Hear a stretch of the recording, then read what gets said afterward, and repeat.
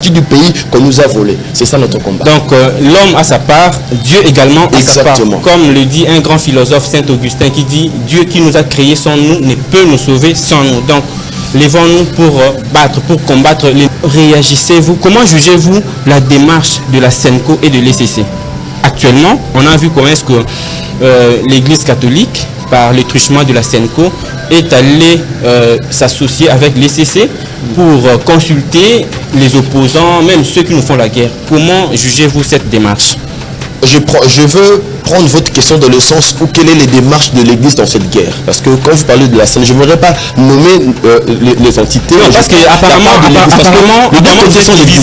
vous êtes divisé. Comment ça? Parce que lorsque la SENCO et l'ECC entreprend cette démarche, mais vous qui êtes de l'Église, soit de réveil, vous taisez, il n'y a rien qui s'est fait sentir.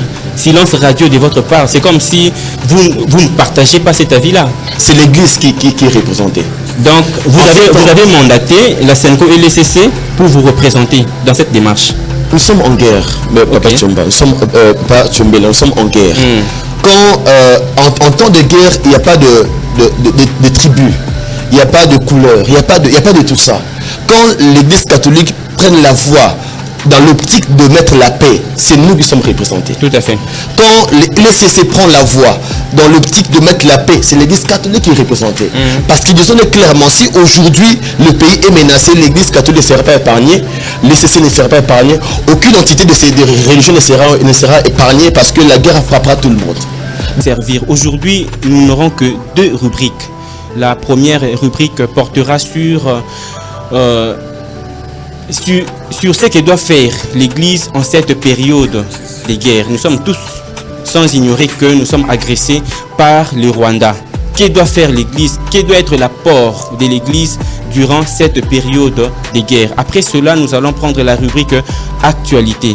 La toute première rubrique portera sur le rôle que doit jouer l'Église durant cette période de guerre. Bien que agressé depuis 30 ans, 31 ans, depuis que notre pays, la République démocratique du Congo, subit une injustice. N'a pas, il y a Batu Oyo Bazali, ennemi, il y a Kimia. On ne sait pas. Est-ce que l'Église doit se taire, l'Église doit garder silence, ou soit l'Église peut participer pour commettre fin à la situation Oyo Ezali ko déranger biso butu moi. Parce que pour certaines personnes, Esengeli na biso ko belela toujours nzamba lola. Alors que Dieu a donné toute la possibilité na biso bato pendant que tous bazolo bakeno les dieux d'Israël o abundela ki Israël abundela biso mais Israël lorsque guerre ezali bazo simba mandoki bazolo bateke nzambe na biso Israël.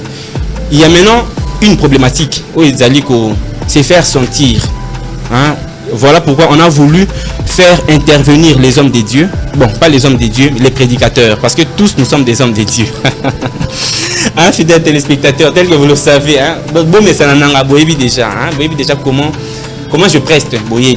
Alors, à ma droite, je vais recevoir le prophète Jean Massinda, à qui je dis bonjour et bienvenue. Bonjour, merci beaucoup. Je crois que vous allez bien. Grâce en tout cas. Quand j'ai dit que tous nous sommes des hommes de Dieu, apparemment, ça lui a bien été. Au lieu homme de Dieu, parce qu'il je suis très content d'ailleurs du fait qu'on soit classé parmi les hommes de Dieu. C'est que ce thème vous concerne aussi. Exactement, ce thème me concerne aussi. Je vais commencer d'abord avec vous, avant de passer le micro à votre confrère, à votre collègue, le berger Nathan Matondo. Prophète Jean-Simi Massinda, votre réaction, votre point de vue par rapport à Yamakambo et Zali Koleka, Namboka Nabiso. Certainement, vous êtes un prédicateur, vous êtes un homme de Dieu. Congolais, topé, messana kobenga bino vulgairement, les hommes de Dieu. To éviter biso tozaka ba homme yabanan, to éviter. Mais néanmoins, to kende ka na logique wana. Vous, en tant qu'homme de Dieu, quel rôle que doit jouer l'Église, ou soit quel rôle que vous devez jouer pour que guerre ya Est et si là, parce que jusqu'à là, on en parle toujours. D'accord, merci beaucoup. D'abord, en amont, j'aimerais vous remercier et remercier la chaîne pour nous recevoir ce matin. C'est toujours un plaisir de passer et de repasser dans cette émission qui est suivie de partout dans le monde. Et c'est encore un plaisir d'être là ce matin. Mais avant de répondre à votre question, j'aimerais d'abord m'acquitter d'un devoir qui monte dans mon cœur depuis que je suis là. Ok.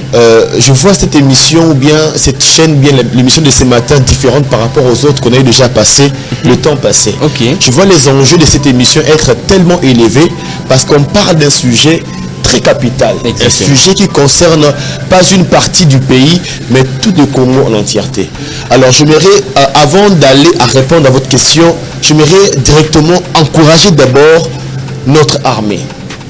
L'armée, notre FARDC, l'armée qui combat au front, qui combat à l'est du pays pour reconquérir l'intégrité territoriale de notre pays. En tout cas, à nos vaillants FARDC, avant d'entamer le sujet, avant de parler de quoi que ce soit, nous vous adressons nos forces, nous vous adressons nos encouragements et nous vous encourageons encore plus pour le combat, la lutte que vous êtes en train de faire pour notre pays, pour notre nation. En tout cas, bravo à vous et force à vous. Alors, je reviens rapidement à votre question. Le rôle ou l'apport de l'Église à ces temps de guerre. Exactement, cette période est figurée dans la Bible. Dans la Bible, il y a eu plusieurs fois où les enfants d'Israël se sont retrouvés agressés, se sont retrouvés injustifiés, se sont retrouvés malmenés par les adversaires ou par le peuple voisin. Alors, nous sommes dans le même contexte. Alors, je vais prendre le même texte pour essayer d'expliquer le rôle qu'a eu l'Église à cette époque, parallèlement avec le rôle qu'a l'Église à ce temps. Exactement. Parce que je suis dans Exode chapitre 17, verset 12, 13, 14. Je me retrouve avec Moïse, avec Aaron et avec Hur sur la montagne en train de prier alors que son peuple, son armée est dans la vallée en train de se battre. Vous venez de dire tout à l'heure là que les Israélites ont les armes et sont en train de se battre. Et pourquoi nous ne prenons pas ça, si je peux paraphraser. Vous devez savoir que l'Église a aussi son arme. Mais son arme n'est pas le AK-44, non. Son arme n'est pas le Kalachnikov, non. Son arme, c'est la prière. Nous, de notre côté, nous avons des armes à tenir, mais nos armes ne sont pas de calibre 12, ne sont pas de fusils, ne sont pas de missiles. Ne sont pas des armes physiques. Ne sont pas des armes physiques, voilà, mais sont des armes spirituelles. Et nous, à notre côté aussi, nous sommes en train de combattre, pas contre notre armée, mais avec notre armée, mais avec les différents types d'armes. Eux combattent avec les armes, nous combattons avec la prière. Alors, nous devons déjà être d'accord en amont que nous sommes aussi dans la guerre avec notre armée. Nous sommes aussi dans la guerre avec notre pays et nous combattons avec eux, nous les assistons et nous les soutenons. Pour répondre à votre question, vous avez dit le rôle de l'Église à ces temps de guerre, le rôle est d'intercéder et de prier. On ne peut pas se lasser de faire ça. Parce que eux sont là-bas en train de combattre. Si on revoit l'histoire d'Exode 17, là où je viens de lire, Moïse n'a pas combattu. Aaron n'a pas combattu. Hur n'a pas combattu. En tout cas, pas directement. Mais par leur prière, ils ont soutenu l'armée à avoir la victoire. Et vous lirez en bas, si le main de Moïse s'est fatigué, l'armée était battue. Mais quand le main de Moïse s'est fortifié ou se levait, l'armée prenait de l'avantage et gagnait du terrain. Donc nous sommes en guerre et nous sommes en train de combattre avec notre armée pour avoir la victoire. Avant de passer la parole au berger Nathan Maton, nous restons toujours avec vous, prophète Jean Signé. Vous aviez dit tout à l'heure que nous, notre rôle, donc vous en tant qu'Église, le rôle c'est de prier, de soutenir les FARDC spirituellement. Donc vous êtes sûr que les Rwandais ne prient pas, ou soit les églises au Rwanda ne prient pas, donc Dieu sera toujours de notre côté pendant qu'on ne fait rien, on croise les bras sous prétexte que nous sommes en train de prier et la victoire sera de notre côté? Quand déjà vous avez dit que cette guerre est injuste, ça veut dire que c'est nous qui sommes en train de subir l'injustice de l'autre côté. Et Dieu est un Dieu de justice. Dieu ne peut pas prendre part du côté de ceux qui sont en train de... Parce que on peut le dire clairement, c'est pas caché. Ce sont eux qui sont entrés dans notre territoire. C'est pas nous qui sommes allés vers eux.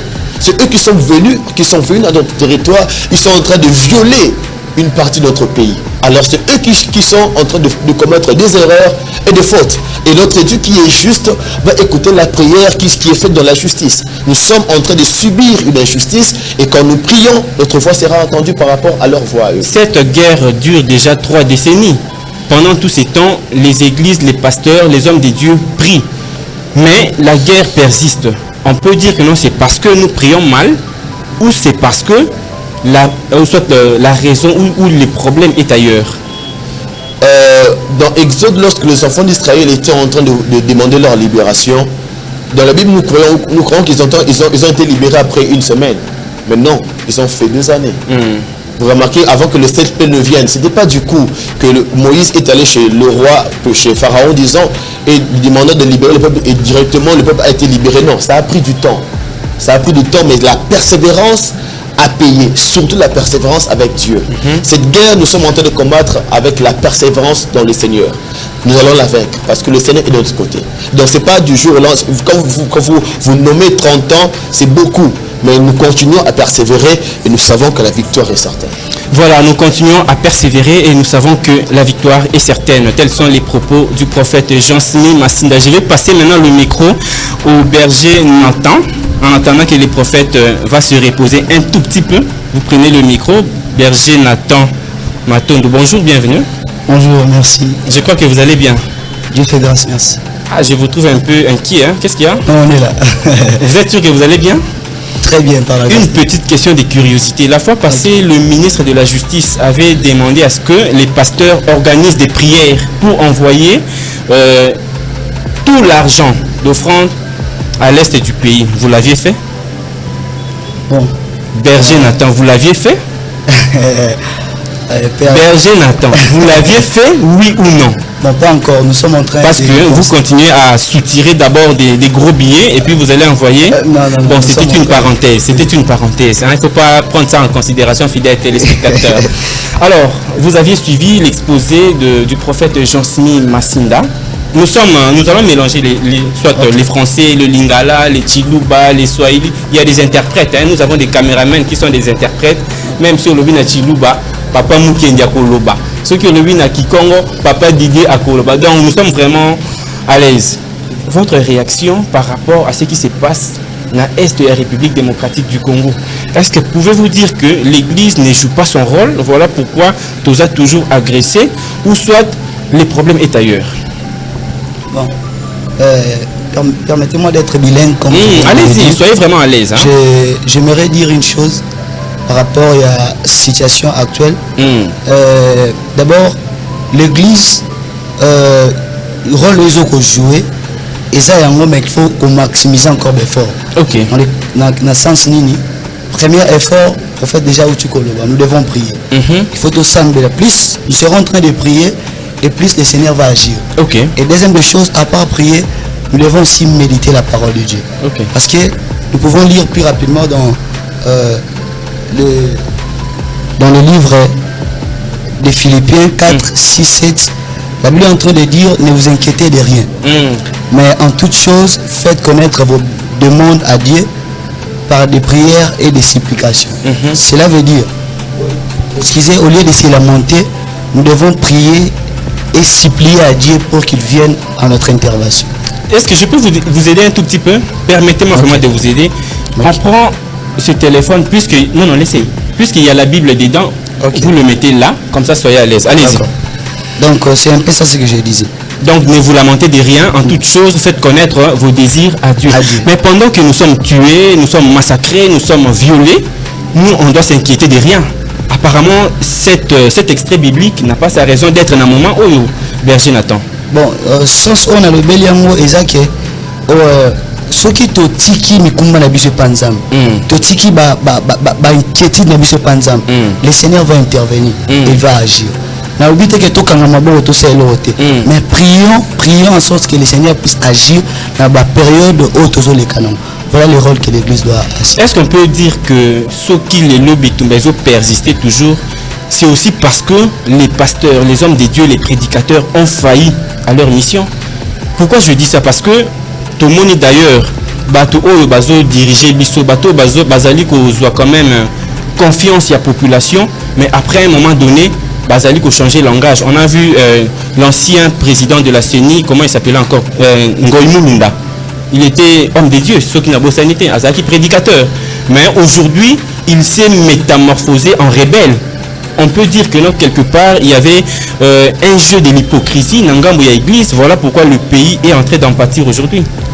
Bon, là, je ne vais pas vraiment me marteler là-dessus. Mais j'aimerais dire que nous devons être vrais, afin que tout ça est là où ils ont malade pour eux un moment où tout ça. Donc, j'aimerais être. Quels sont des éléments où c'est dans l'église? Et ça, tu peux mettre en place concrètement dans le moment où pour kusunga, tu peux favoriser qui n'y a ils ont en amboka. Et là, liboso, tout déjà koloba. Sur le plan religieux, nous devons prier, nous devons méditer la parole de Dieu. Et à part ça, nous devons aussi mettre toute notre confiance à Dieu. Donc, avoir la foi. Dans le sens que Dieu va agir et nous sommes les canaux et ici.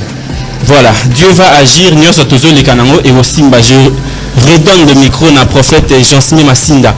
Toyo Graba prophétie et où tu as de part et d'autre au Kopambouama. Année aussi la tête au bal, surtout que Alexis Tchombe la zone un peu célibataire, au peu ça n'a pas prophétie au big non, année aussi la tête au bal. Mais pourquoi les prophètes bazana en mesure te ya kolobakeno telle année na mois tel guerre aussi la paix tout monde peut et le quoi salami. D'accord, une question très pertinente parce que je m'y attendais pas, mais j'ai une bonne réponse pour vous. Allez-y. Lorsque Moïse est en train de combattre avec les enfants d'Israël, n'était-il pas prophète? N'écoutait-il pas Dieu comme pas un prophète a écouté Dieu? Si. Mais pourquoi Dieu ne lui a pas dit que cette guerre va finir? Dieu a sa part. Les hommes aussi ont leur part. On ne peut pas prendre Dieu et mettre dans les choses que nous pouvons résoudre. Dieu reste dans son côté. Dieu reste Dieu. En fait, si Dieu fait ce que l'homme peut faire, c'est que Dieu se rabaisse à la dimension de l'homme. Comme nous tenons les armes, c'est pour défendre le territoire que Dieu nous a donné.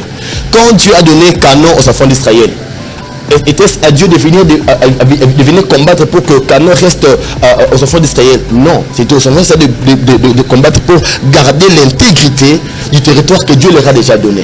Je prends un petit exemple. Si je vous donne une chose, je vous donne par exemple un téléphone dans le cadre de votre anniversaire. C'est pour bientôt déjà, le mois prochain. Le mois prochain, c'est déjà mon anniversaire. J'aime très souvent votre anticipation. Exactement, allez-y. Si je vous donne un téléphone, ce n'est pas à moi de veiller à ce téléphone qui est de la charge. Non. Moi, je ne fais que vous le donner. Mais la charge, c'est votre charge. Tout à fait. Donc, le garder pour qu'on ne le vole pas, c'est votre charge. Ce n'est pas de ma responsabilité. Quand Dieu nous donne le sol, un territoire, c'est à nous de défendre cela. C'est à nous de le préserver. C'est à nous de le soigner. Là, ce n'est pas la part de Dieu. Alors, ne mettons pas Dieu dans les choses que nous pouvons faire. Nous demandons l'aide de Dieu du côté spirituel parce que ce combat n'est pas que physique. Il y a des enjeux spirituels autour de ce combat. Et de ce côté-là, nous demandons l'intervention de Dieu pour que nous ayons la victoire de ce côté. Donc, nous ne pouvons pas dire que nous allons que Dieu fasse directement arrêter la guerre du coup, parce qu'eux aussi de leur côté ont des familles, ont des enfants, tout ça. Donc nous sommes en train de combattre pour que nous gagnions l'intégrité du